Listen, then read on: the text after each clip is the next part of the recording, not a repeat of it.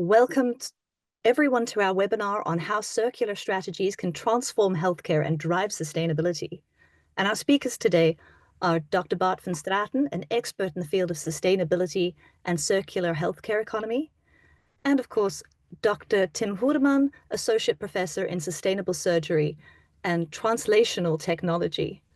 Bart and Tim, welcome, and the floor is all yours. Thank you. Thank you.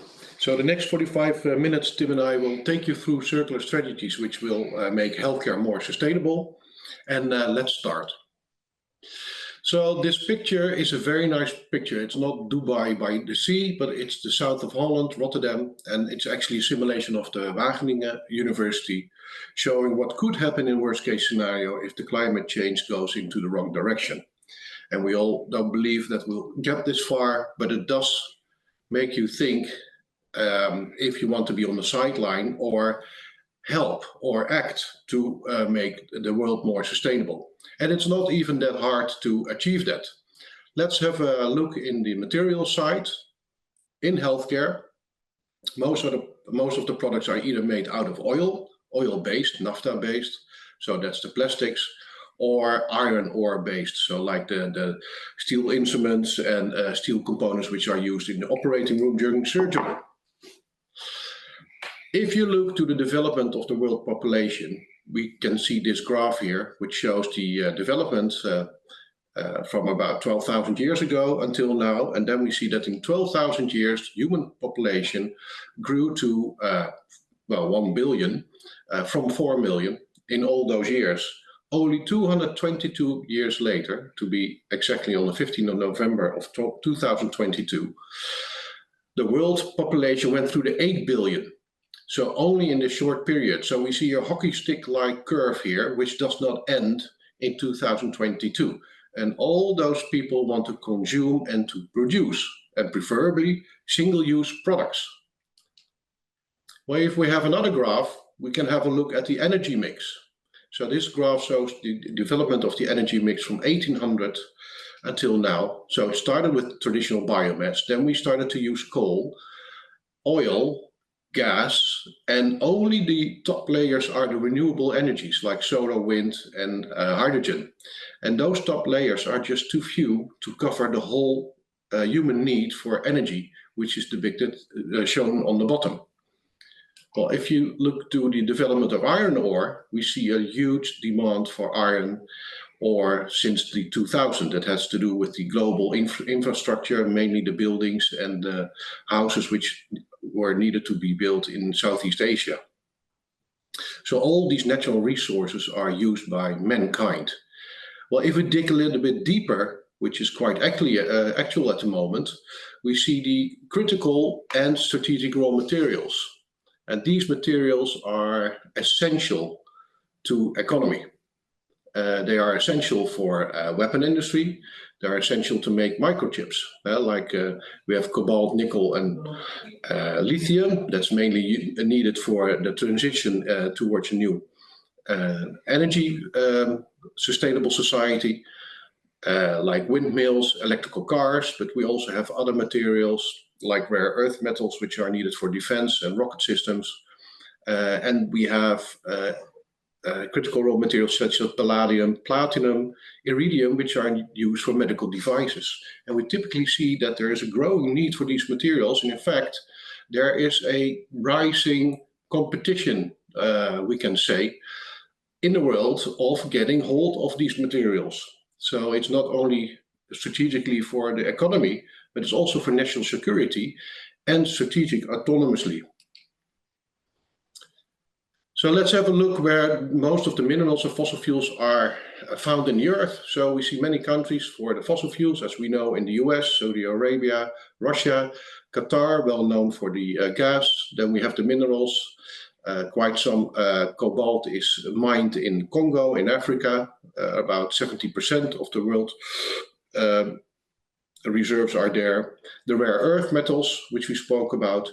And there's since quite some decades, one country quite investing in these countries to get those minerals and fossil fuels out and process them to usable raw materials.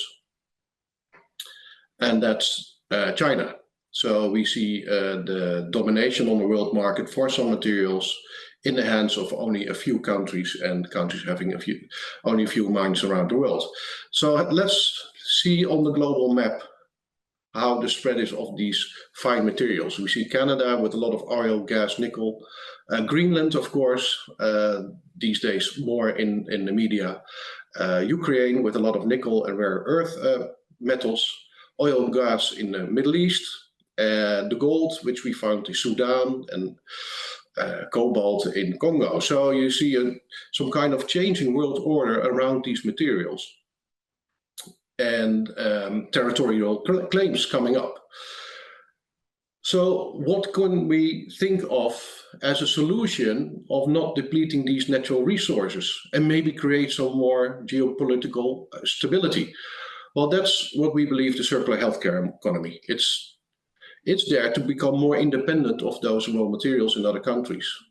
The second reason to have a circular healthcare economy is because it reduces waste streams. And the third part is that it also has a positive impact on climate change.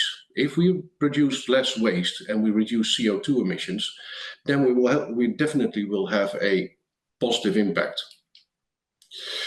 So Tim and I started to experiment with medical waste streams quite some years ago. This is a picture here at TU Delft where we started to melt laryngoscopical blades. What you see there, those blades are made for single-use usage in the OR.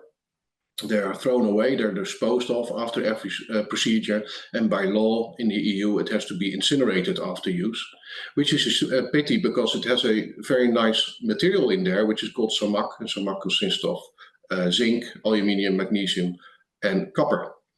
If you melt it, we found out at 420 degrees, you can make very nice components out of it. It will become a honey-like structure if you put it in the oven and that material, and then you can pour it into, or what we call cast it into a mold. And in this case, we made a turning wheel for a laparoscopic instrument out of the reused material.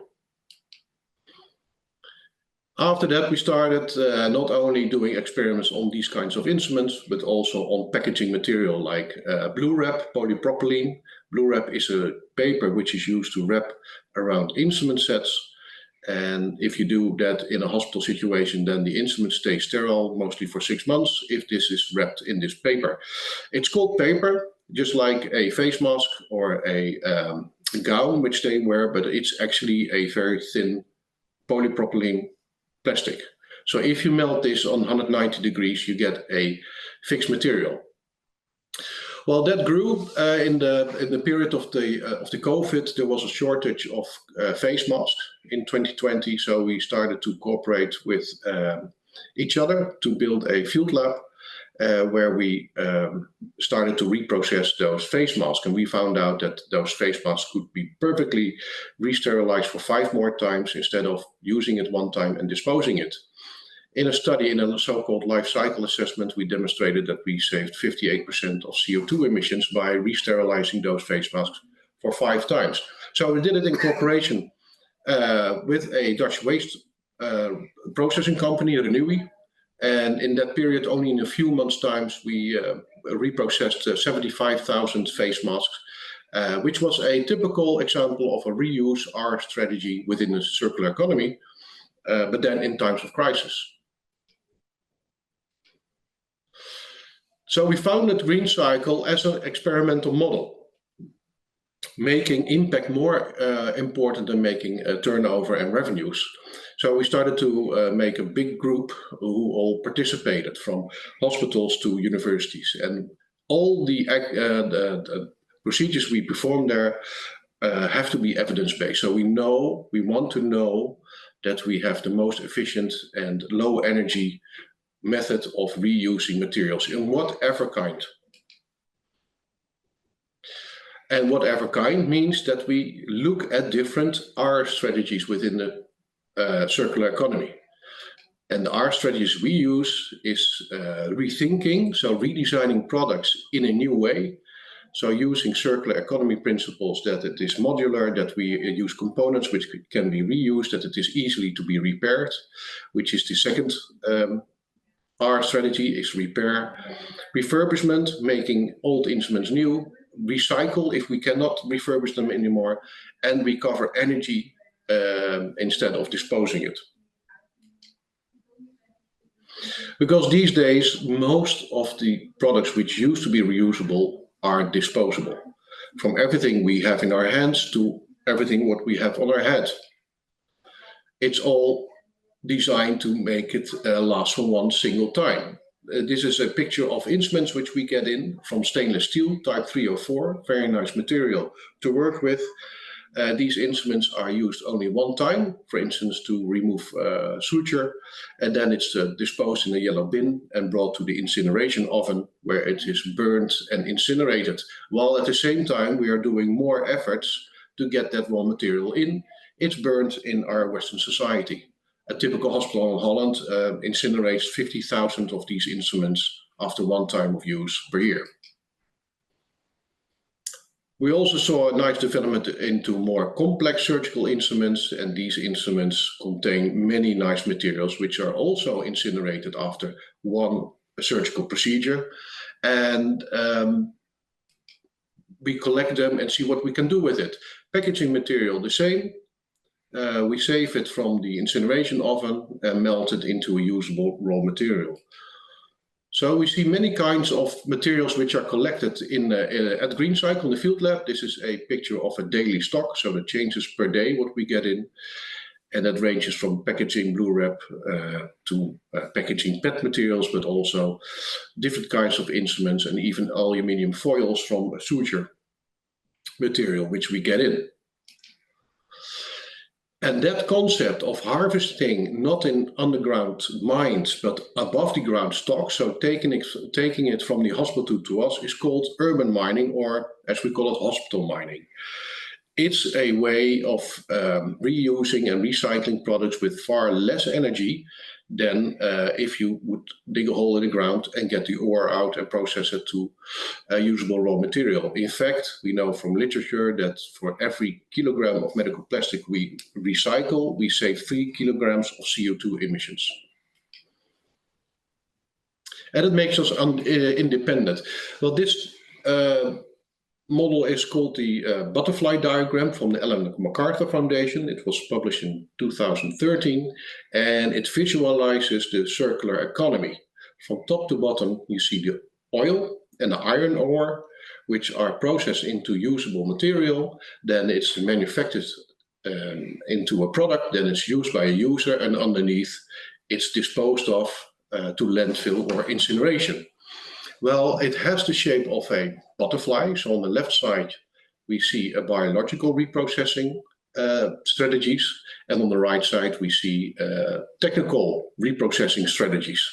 So what the circular economy does, under the collection, we draw a line and we say, no, we don't accept waste. We're going to reuse it all, making it a zero waste society. But we focus on the right side, and we have to decontaminate the material first because it's all used in the medical field. And after it has been decontaminated, we apply either maintain, prolong by repair, for instance.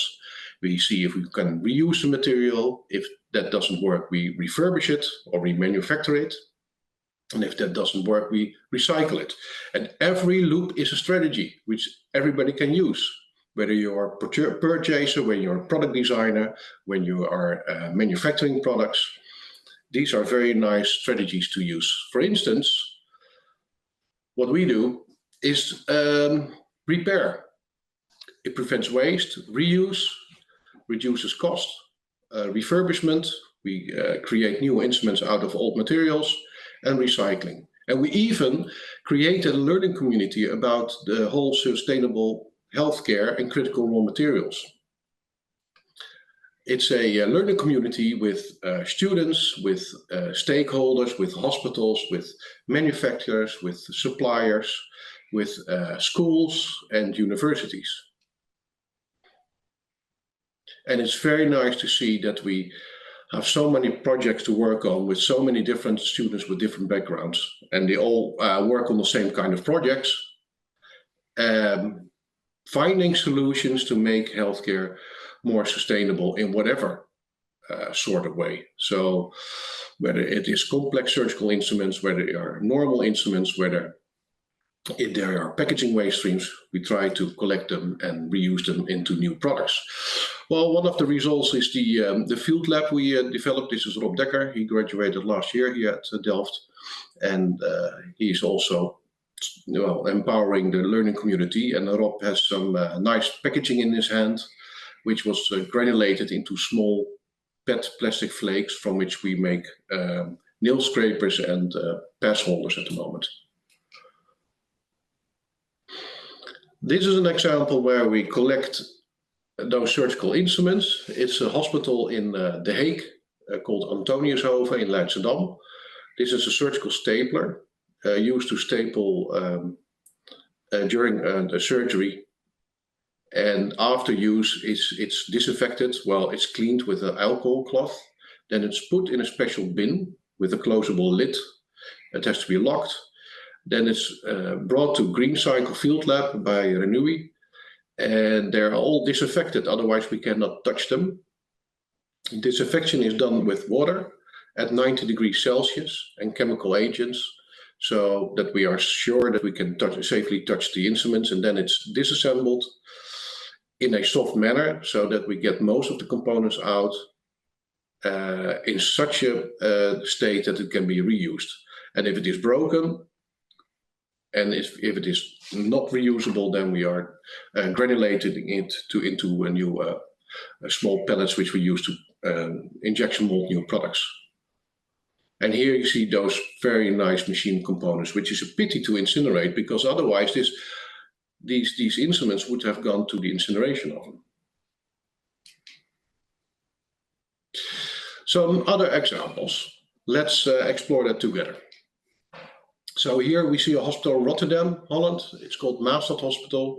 They were the first ones to join us in collecting blue wrap. After surgery, it comes in at the field lab.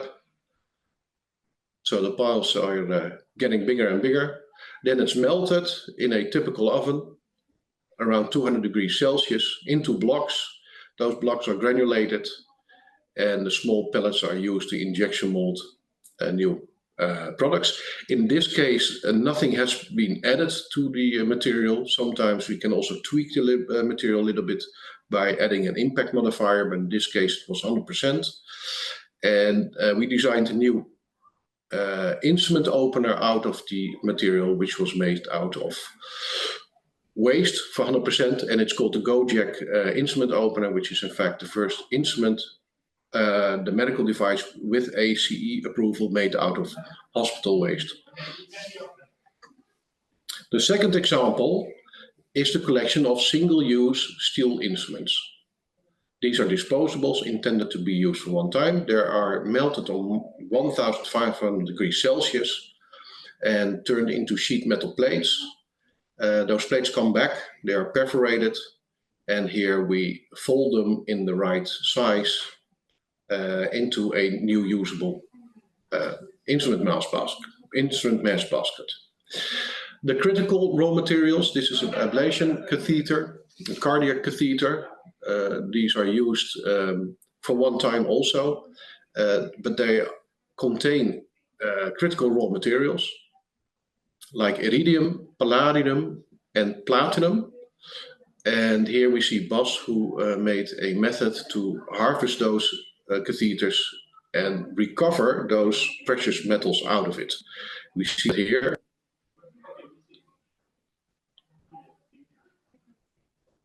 And these materials can be reused in whatever form to make either new catheters or make new products. The last example is packaging, mainly from orthopedic implants and trauma screws and plates, which are collected after surgery and then flaked into small flakes and then used in an injection molding machine by us. In this case, we made a nail scraper to make your nails clean before you enter the OR, the operating room. And a small mold was made where we injection mold these products out of. So the nice thing about this is that we harvest urban mine or hospital mine materials around us and make raw material out of it and injection mold it into new products on one location. So we don't need to travel around the world to get these materials. So small overview from waste to raw material and new products. And this resulted in in quite a nice database where we tested all the materials on a 10-shell testing machine. We are gathering this data, and we found out that the material even gets stronger if you recycle it. This machine calculates the force at break and the elasticity, the strain, I must say, of the material. With that 2 points, we can calculate what the material behavior will be. And in the end, we made the GoJack as first medical device in the world with a CE approval, medical approval. And this day, this product, the GoJack, has become a symbol of what we can do with medical waste. Steel instruments, they get into large round coils, these metal-based sheets are weighing about 14,000 kilos. They cut small pieces out of it, and from those pieces we use a water jet cutting machine to cut components out of the recycled steel plates, which we use to make the new instrument mass baskets.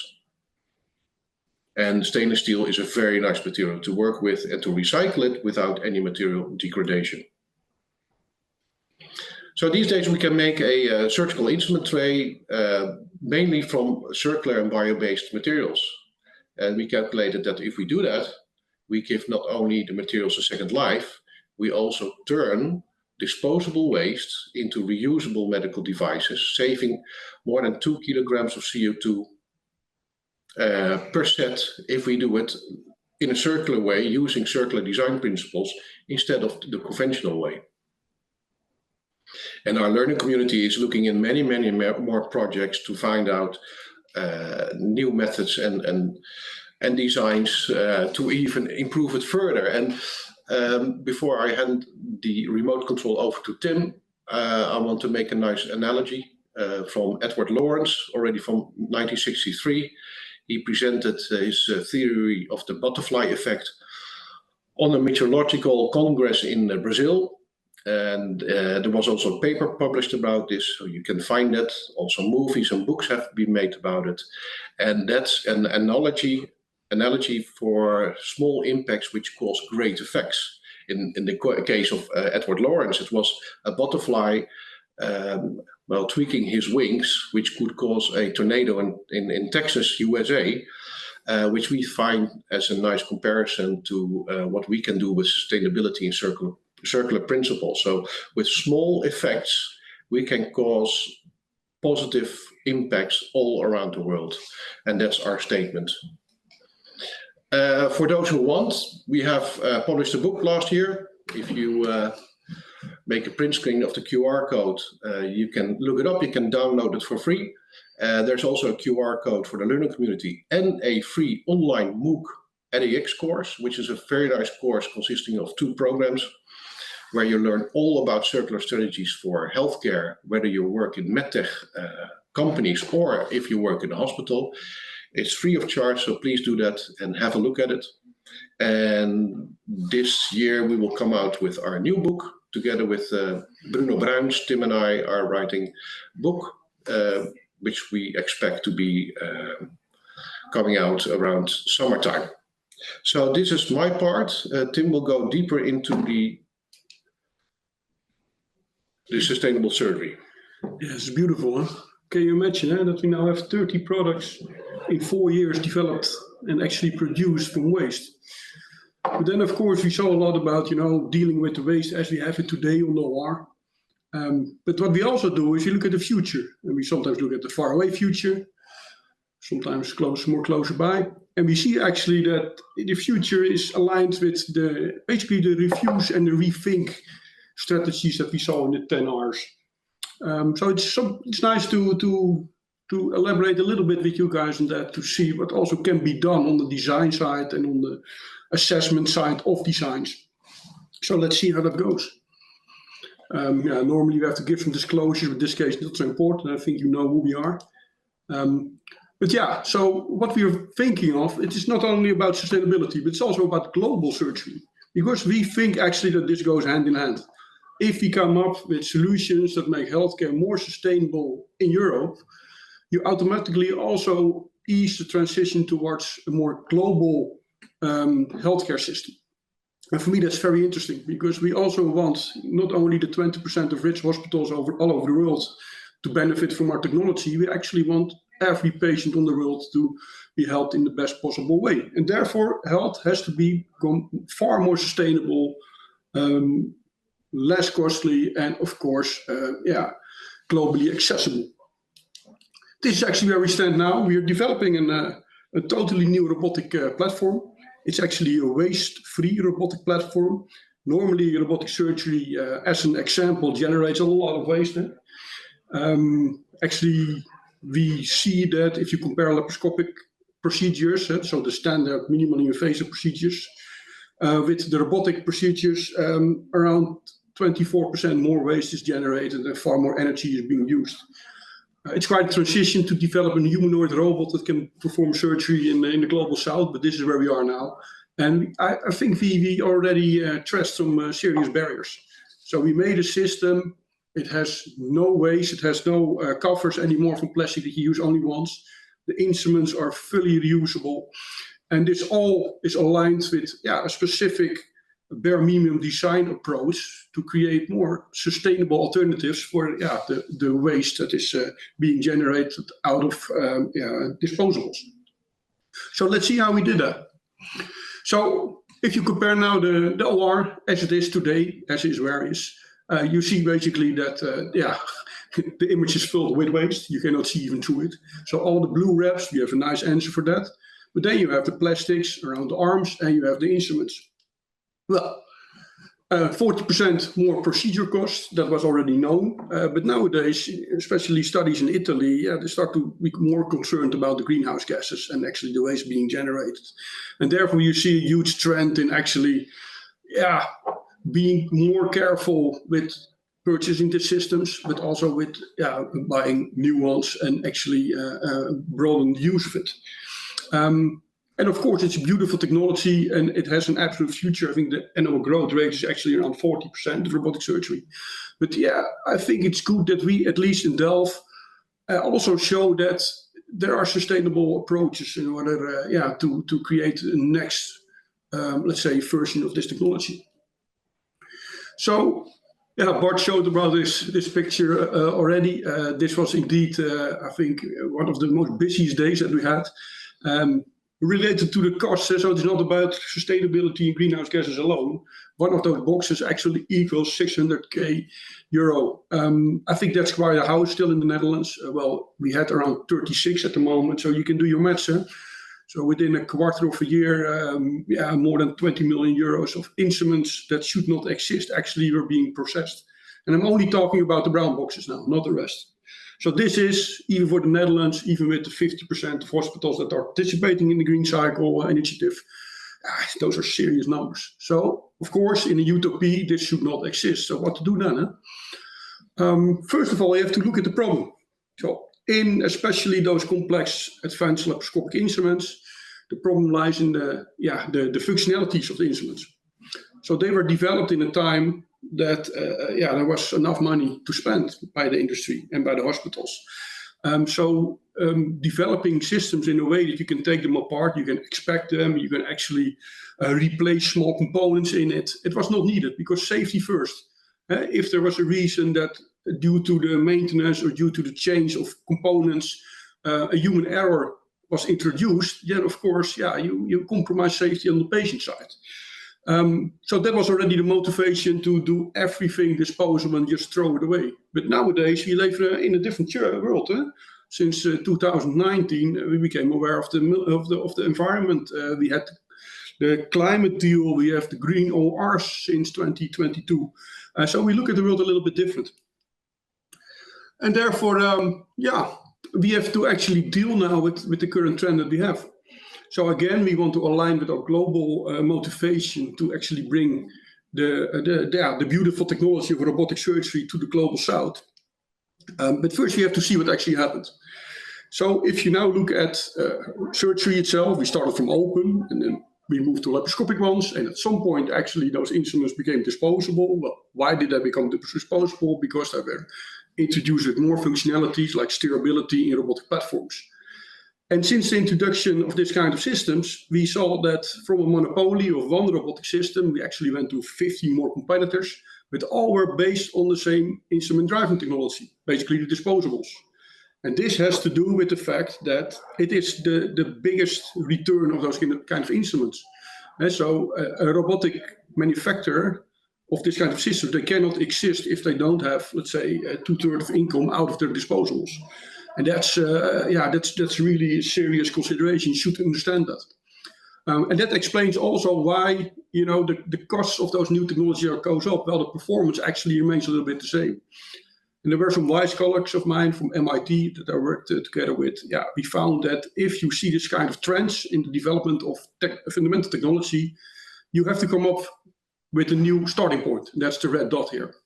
In our case, the starting point, the reason behind it was that we wanted to be more sustainable. We wanted to move our technology to the global south.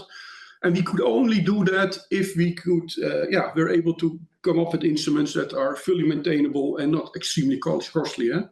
So understand that for a robotic laparoscopic procedure, around 7,000 to 10,000 euros per procedure is going to the instruments alone.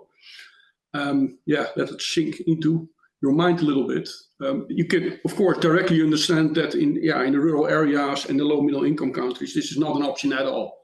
So we are looking for instrumentation that's actually, and technology that's actually fully modular. You can just replace only the small parts that break down, and not the entire instrument or arm, because potentially something breaks down. That's a totally different mindset.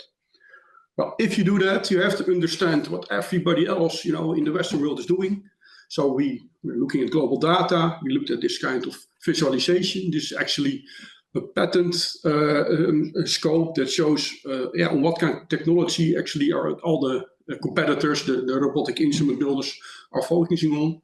This one shows the idea of having the technology implemented for let's say, in multiple countries. That's the geographical reach versus the diversity of the technology. So what kind of procedures it can all be used in. Well, actually, we found that we need to be here in order to achieve our goals, and that's what we did. So that's where we created the AdLab project. It is now funded by NWO. It's turning into quite a big initiative after we have some new developments and new startups. This came with a totally new vision. So if you want to develop a technology that is actually fostering robotic surgery into all areas of the world, we need to have something that is really versatile, diverse, so completely on the right side of the spectrum. And it needs to be able to reach all kinds of geographical locations. So let's just introduce it. This is the slave side of it. You also have a controller side and you have a slave side of it. I cannot obviously use this term anymore. I couldn't understand that, of course. You have, this is basically what it is now. And what you see here is actually a robotic system that is not making use of completely custom components. It just uses standard arms. So arms that are normally being used by the industry for all kinds of other activities. We know that if you look at the legal side of this, and you have the right cover materials, you can just use it for robotic surgery as well. Well, basically, it is a standard humanoid ABB on steroids. It has the same functionality, but it can also completely dislocate the shoulders. So you can also use it for Trendelberg or, let's say, different patient locations. Well, what's unique about it is that it uses a totally different kind of instrument steering technology. So the instruments become really thin. It's a multi-patent technology. It is not relying on cables anymore that normally basically control the tip steering in the movements. It now happens based on tube rotations and translations. So every time you add a little thin tube to it, you have an extra degree of freedom. And therefore, instead of making the instrument weaker because it needs to be bigger, because it needs to hold multiple cables, the inverse of that uses. If you need more functionality, you need more tubes that move and slide into each other, and therefore it becomes actually stronger and thinner. We use the standard arms, and this is what we have now on the left side. So it's already a functional system. You can drive the arms, you can drive the instruments. Of course, on the software side, we are now quite busy. But yeah, Bart already mentioned, if we do something like this, we need to know whether it's evidence-based or not. So what are we really doing? And a very strong methodology to use is the life cycle assessment. Bart already had 3 or 4 articles in that direction. We actually modify the LCAs now actually to deal with healthcare-related technology, because there are some extra dimensions that are very important in it, like the cleaning and sterilization aspect. But basically what you do is you look over the whole life cycle of cradle to crate, from the point that you actually get your resources in, your materials in, to the point that you actually, after a life cycle, you throw your technology out. And of course, in our comparison, we use a modular instrument that can have all kinds of tips in it. It can replace the tubes, you can take it apart, you can clean it, you can inspect it, you can change a little component, and then you can use it as long as you want, because every time a small tiny part breaks, you just replace that part.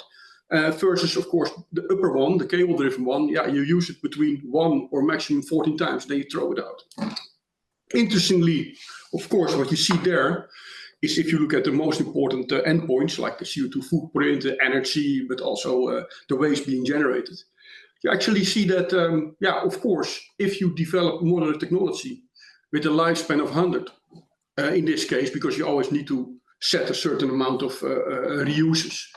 We only need 1 set of our SATA technology versus actually around 8 instruments from the original competitor. Well, 8-time manufacturing of a technology, of course, ensures that the reposable one has uses more materials, and it uses more energy to produce those 8 instruments. Well, so that part goes down, but then the yellow part, that's actually the part, the energy in the materials that you use during use, it increases a little bit, because you have to clean your instruments. That's the sterilization, and the CSD part actually takes energy and materials and effort.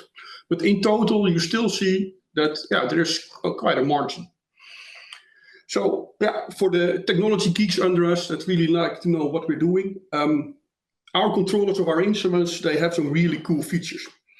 And one of them actually is that we don't have any force sensing capabilities anymore. So what we see now in robotic surgery, the new trend is to add all kinds of force sensing technology in it, because you want to know how hard you squeeze, you want to know whether there's wear and tear, because then you can actually learn from it. You learn, for example, to manipulate your tissues a little bit softer, or to drive your needle in the correct way through the tissues. And we actually use the energy flows through our motors that actually drive our system. So it has no extra sensor technology. Well, therefore we had to program and develop the PCBs for it, but it actually works quite well. So we know, based on the energy that is being used in our standard DC motors, how much force is exerted. And if you talk about sustainability, that's also a factor of it, because we basically refuse a lot of hardware by being smarter with the hardware that we actually need for driving technology. And it may have not the huge accuracy that a sensor can bring, but still it's good enough to just say something about performance. Well, here we see a nice example. We're just, with quite some serious motors, we set a truss up. You see the instrument is pinching in the finger. Well, without this kind of safety mechanism, you will definitely squeeze your skin, and it will hurt a lot. And our student here was actually not afraid to put his finger in, so that says something about how reliable it is. But it works, it's nice. Regarding the plastic drapes, sometimes you have low-hanging fruit. So also for you guys, if you are on low R, look around you and ask yourself, why was this ever made from plastic? I mean, we use, in the background you see in this video already that the patient itself is covered with a medical grade class 1 drapes that can be washed for 50 times, but the robot is not.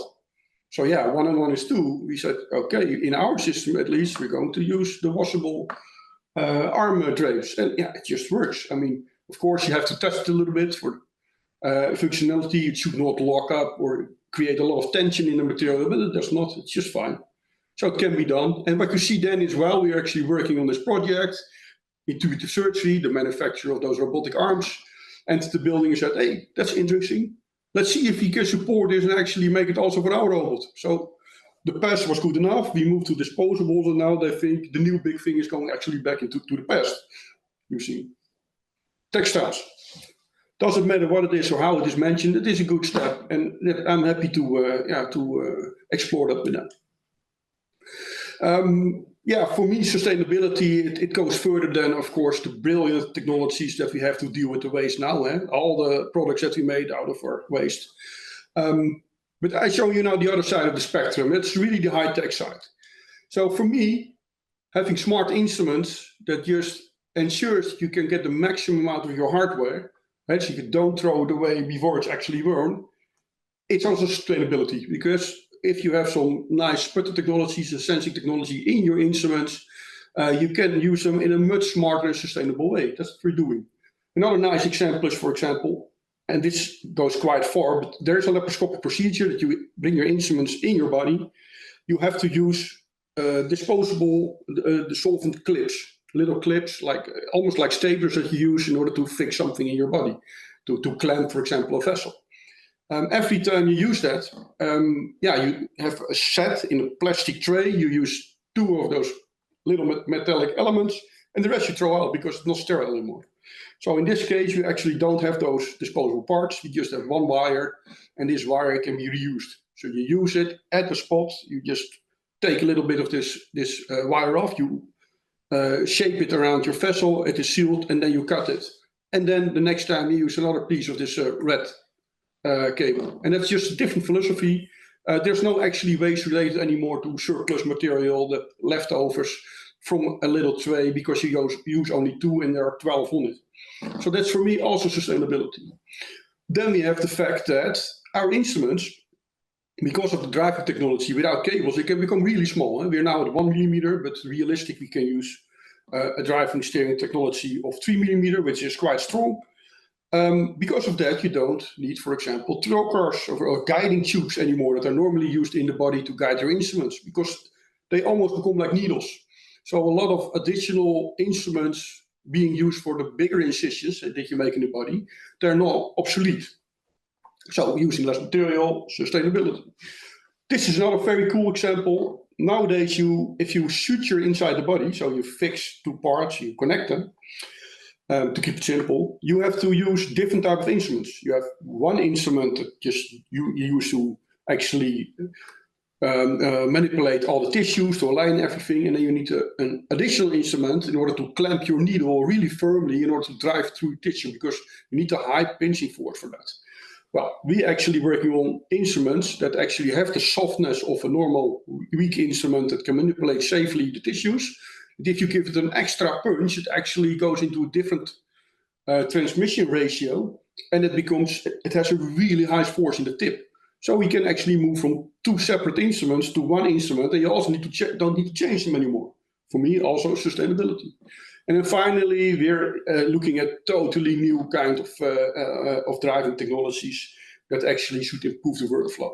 But above all, we're always looking at energy-saving technologies also for the robotic, for the driving part as well.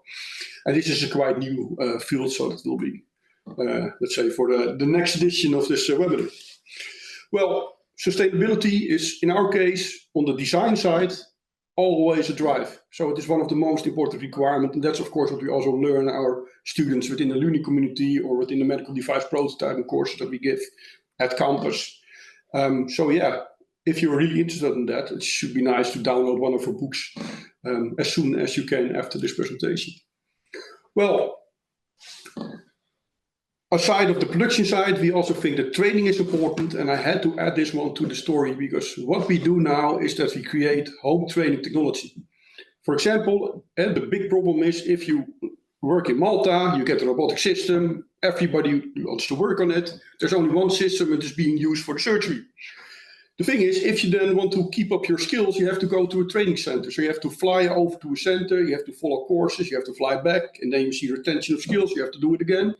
We actually create very simple technologies that just can be used at home, like a video game. With this case, it's for the robot, but we also have them for laparoscopic surgery, for the more advanced types of surgery, and you can keep your skills up. It's really useful.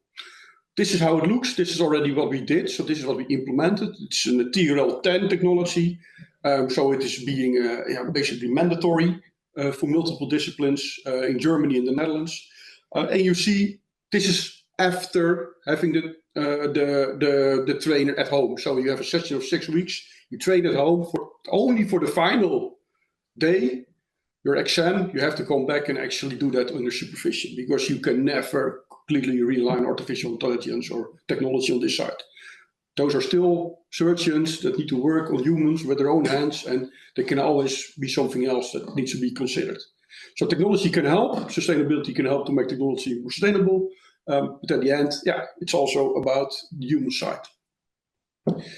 Then, of course, you can ask yourself, in our case, if sustainability is so important, if that's a driving factor behind advanced laparoscopic surgery, should we actually really need a robot? Or can we do something else? And that's this side. So our technology is extremely versatile. So although we are building a robotic platform, it is modular. So you can also take the shaft out and put it, for example, in a simple handle. And how does the surgeon look at something like that? And that's a big question. So you have to continuously validate your technology with your end users, because you can make something that is really sustainable, even with the handles made from our own plastics. But if they don't want to use it or they see other issues, you better know that. So this is a really cool and surprisingly video. Let's see if we can start it up. And basically, I want you to think about what you're actually seeing here. Is this a robot or is it something else?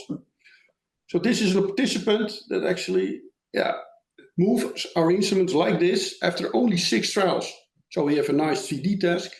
This is really crazy. Yeah? So they make arm, wrist-like movements with this machine. And I can tell you, actually, it is not a machine. It is something totally different. So here you go, last beat, basically flawless, but there's no big robot behind it. It's just one hand, the other hand is in his pocket, 2 steering wheels, and apparently this is extremely intuitive. You can do all the movements inside your body that you want to solve a certain issue. So this is really interesting because the technology itself can do the same as the robotic standard robotic graspers. So this became quite successful. Well, again, the evidence-based side, you can have some participants, you look at it and it can amaze you, but at the end you want to see learning curves. You want to see what's going on. You want to see when, for example, you reach a certain plateau phase. So then that's the point where you don't learn more anymore. And we saw here, after 4 or 5 trials, with even quite a difficult task, there were no steering errors anymore. So it went back to around 1 or 2 just because one of the beats slipped out, but nothing really on the side of that it is confusing for your mind. So if you see something like this, you're very happy, because then you know, hey, listen, we can add this kind of basically more complex controllability to the instrument, and then the participants and those who are novices can still easily cope with it. And you need this kind of data to, convince that this is technology that actually is worth investing in, if you think about valorization or startups. Then the other side that's important, if you talk about sustainability and modularity, you need to take those instruments apart. You need to clean them, you need to assess them. Is that possible? And this instrument is the most complex that we have within the SATA line. Oh. Can we not start this video? Maybe you have to do it by hand. Let's see. Bart is my lovely assistant here. Yeah, just one punch, do it. So this is the most complex line, but also the coolest instrument that we have. So it has the pitch and jaw, so the double articulation in the tip, even on a sub 5mm scale. And you see it can be fully taken apart. So this is the holy grail of what you want to do if you want to clean it. This is not always necessary, but this was mainly done to just understand whether a sterilization employee, so somebody in the hospital that needs to process it, to make it clean again, can deal with this technology. And then surprisingly, you see that they can learn to do that. And they even like to do that. Well, the common feeling is that, instruments should be as simple as possible and ideally disposable, just throw them away because then nobody's confused. I found in my research that the CSD employees that need to clean it actually love to do that and love to develop technology with us that is actually greener and less harmful for the environment. You see, I think it was even within a minute it's done. And then you can do your calculations, because then you say, hey, listen, we have this green alternative. Your big issue with it is that it takes more time in the sterilization department. We actually show that it is not the case. They like to do it, so they get motivated. So if you clean this within 1 minute and you're at this level, what does it mean? Eh? So you know what the CSD processing time actually cost. So that's a couple of €100 for, let's say, 10 times, and then you're really on the high side.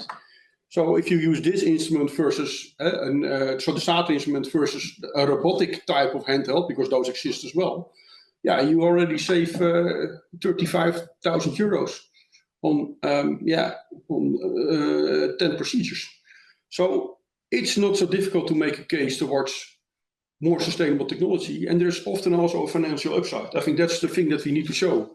We saw it also on the reprocessing, let's say, of metal instruments. Just use a metal instrument, and when it is, for example, blood, you throw it away. No, Bart van Straten Medical and Repair Service take it in.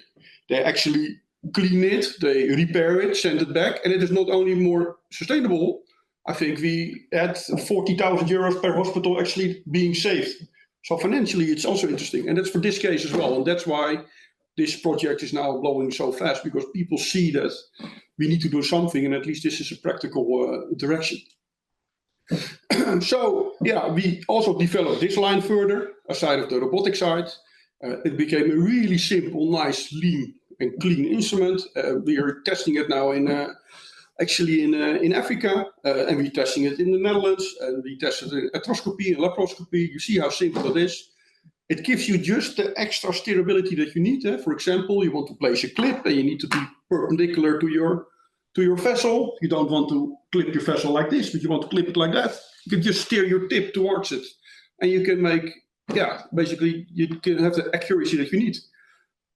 Do you need a robotic system for that? No, you can just have this kind of instruments that are just as good as the reusable laparoscopic handhelds that we have that cannot steer.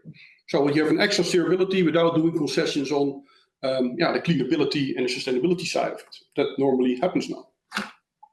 So we are extremely happy with that. We're now manufacturing 100 instruments. Of course, the handles are also being made from our own materials, even the steering wheels. So everything now comes together, and that's what we actually like. So you probably see more of us soon, because we are now hooking up with Autopilot, which is a €12 million project, Europeanly funded, and we're going to develop our SATA steering technology in a new robotic platform.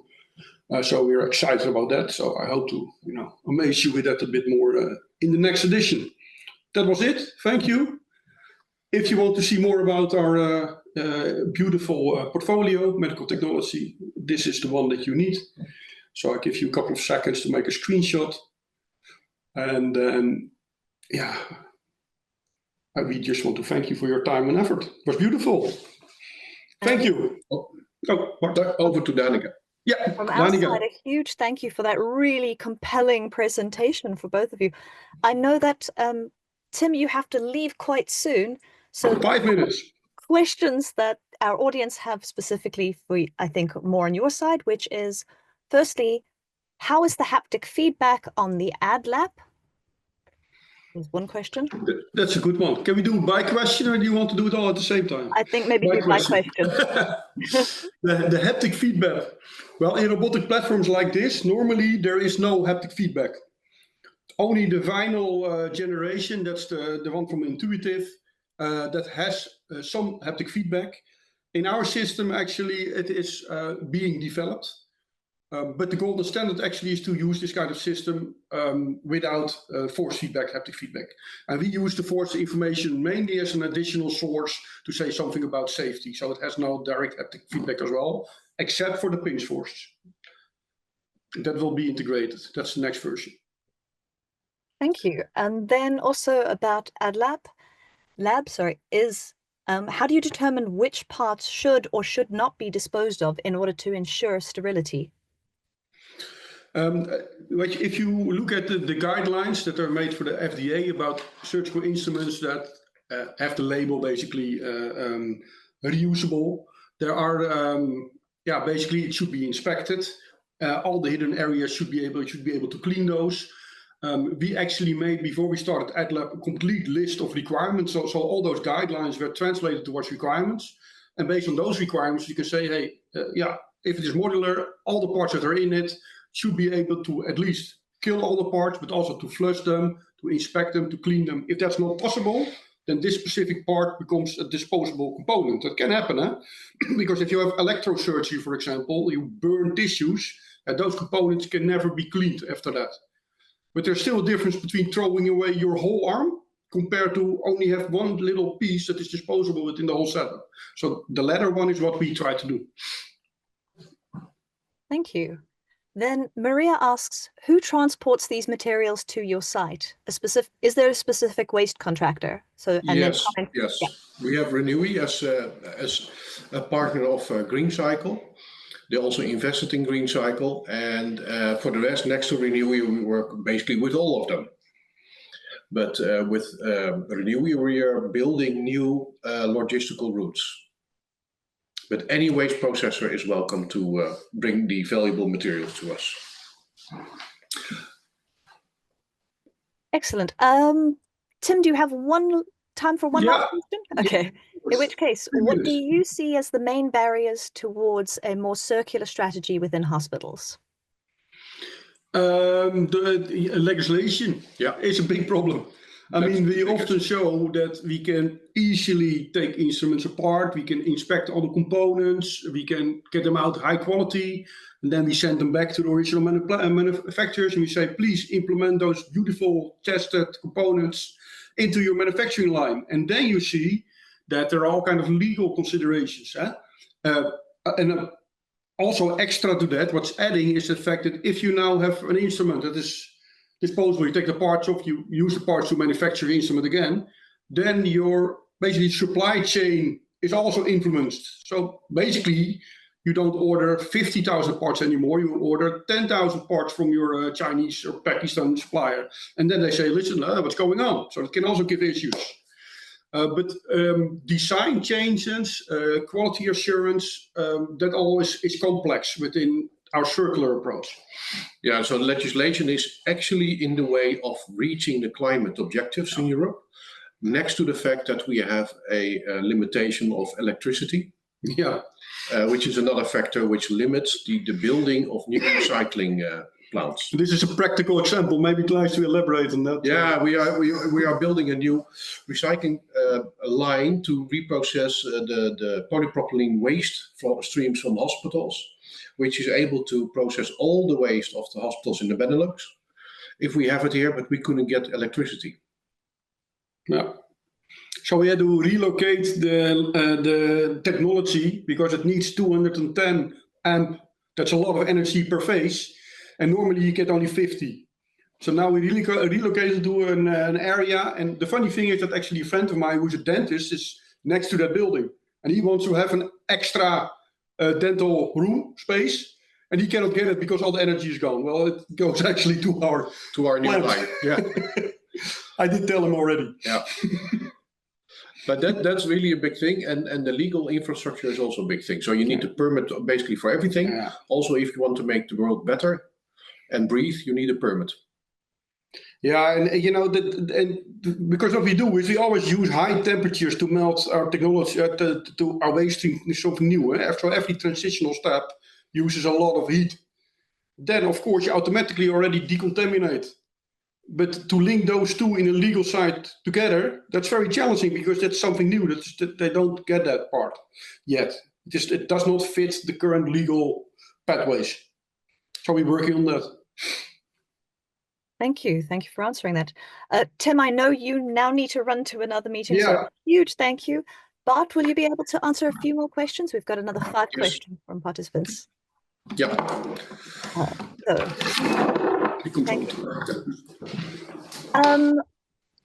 Isabella would like to know, why is the stapler tool disassembled after one-time use, and could they be reused right after disinfection? Well, technically, a lot of instruments can be reused, but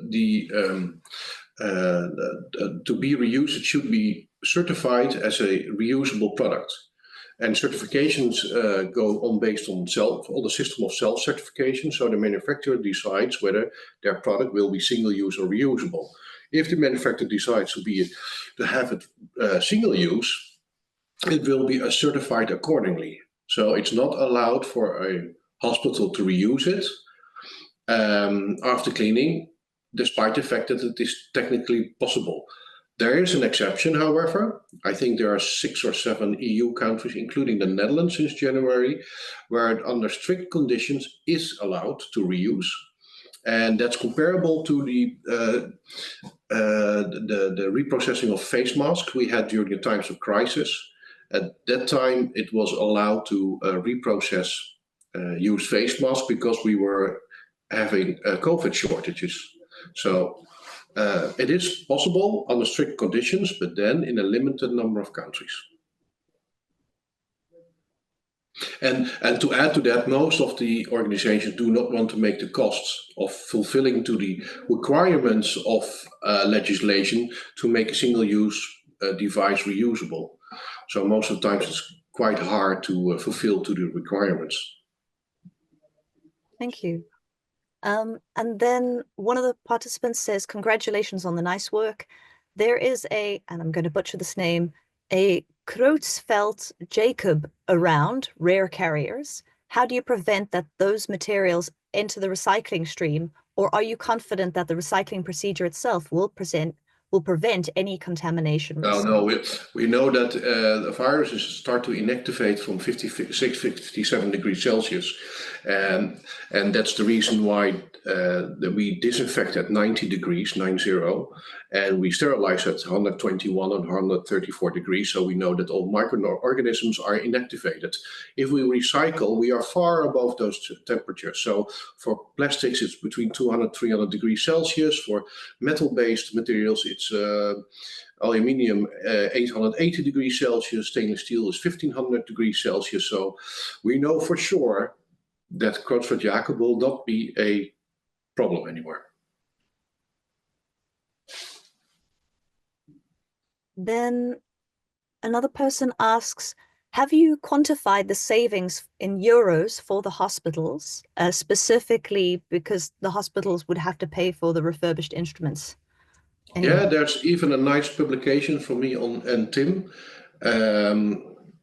on a circular healthcare economy. It can be found in the journal for production and consumption, where we did a test for 4 months and calculated the saving. So that was a published article, which can be found. And we know that from the moment we start to introduce circular principles, we know that we will save costs for hospitals. Then Isabella would like to know, how do you manage the collection of materials in the hospitals? It's done according to the procedures here in Holland and in fact in Belgium, where we collect in Germany. So the logistical procedure in the hospital is the same as they dispose their normal waste streams, but then it's put in boxes with a lockable lid. It's closed. By law, it's necessary because if on the highway accident happens and the boxes fall out, the instruments and the potential contaminated waste streams are not allowed to get out of the box. Then it's accepted at the field lab. There it's unlocked.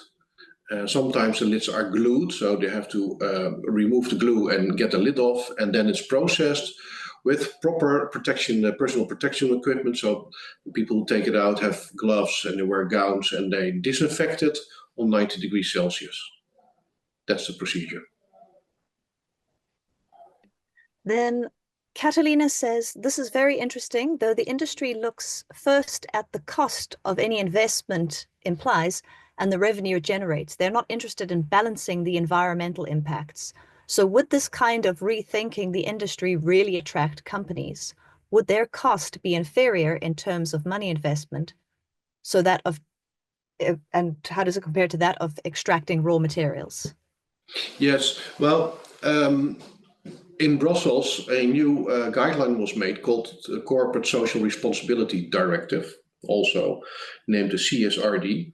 And companies and organizations with over 250 employees, they have to fulfill to the requirements of the CSRD, meaning that they have to have an active program demonstrating that they do CO2 reduction activities, and it also has to be audited by an accountant. So what we will see the next coming years, when we are coming towards 2030, where the EU nations have to fulfill the climate law by reducing CO2 by 55% compared to 1990 levels, we will see that there are more incentives and regulations be introduced for companies to make sustainability more important. The other factor in hospitals is what we see it's increasing, because a lot of hospitals in the EU signed the Green Deal. They are transforming to so-called green procurement. So they are selecting suppliers who have an active circular program. So there's a market demand for that that's increasing. There's a legislation force entering. And I think there's a common societal issue that if we don't get our raw materials anymore, virgin raw materials, like we see now with the changing world order around oil, gas, the rare earth metals, we see territorial claims for some countries. If you look it up, and if you look to my slide, then a lot of the territories where the rare earth material, critical raw materials are, those are the areas of political unrest. So we will see that also increasing as we see at the moment. So that are all forces driving towards more sustainable products. Great. There are 3 last questions that we will answer. 2 from Rob. His first one is AdLab also conducting research into multi-modular instruments such as sealing, stapling, etc.? Yes. Okay, that's good to know. And the second one is, apart from currently collected waste streams, which waste streams would show the greatest potential to start recycling?